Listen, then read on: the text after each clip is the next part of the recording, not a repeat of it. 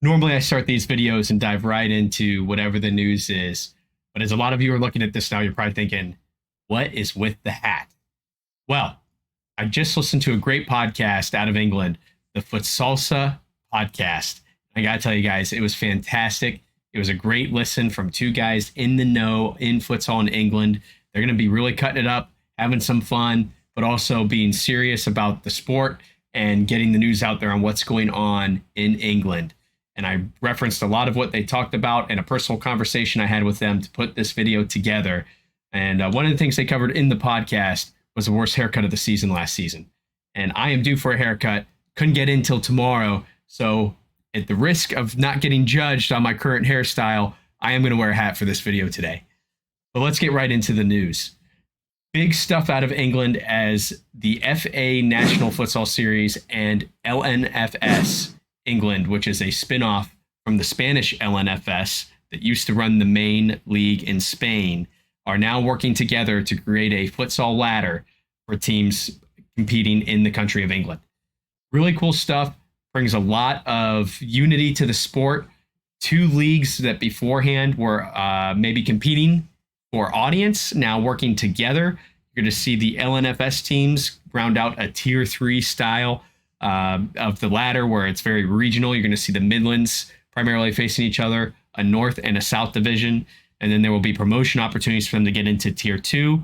And then in turn, promotion and relegation between tier 2, getting us up to tier 1 or down to tier 3 with some of the showcase teams that are currently playing for them as of last year.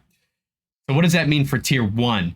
There's going to be some teams that round out that league with Bloomsbury, Bolton, Hartpury, London Helvetia, Loughborough, Manchester, and newly promoted sides Wessex, and York. Those are going to be the teams that we're going to see in tier 1. I'm really excited about this. I hope to see an expansion on broadcasting over the LNFS sides as well as we look ahead to this season. I don't know if that's in the works or not.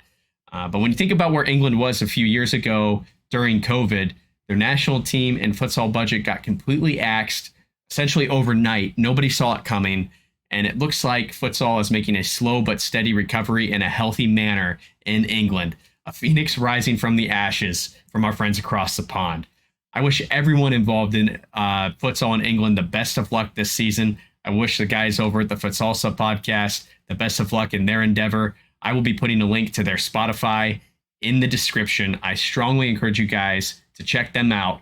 And I will also be putting a link to the Futsal Showcase Series website and, YouTube channel as well, so that you can follow them. They do a lot of live streams of games on Saturday mornings and Sunday mornings as these games go on for us in our time here in the States.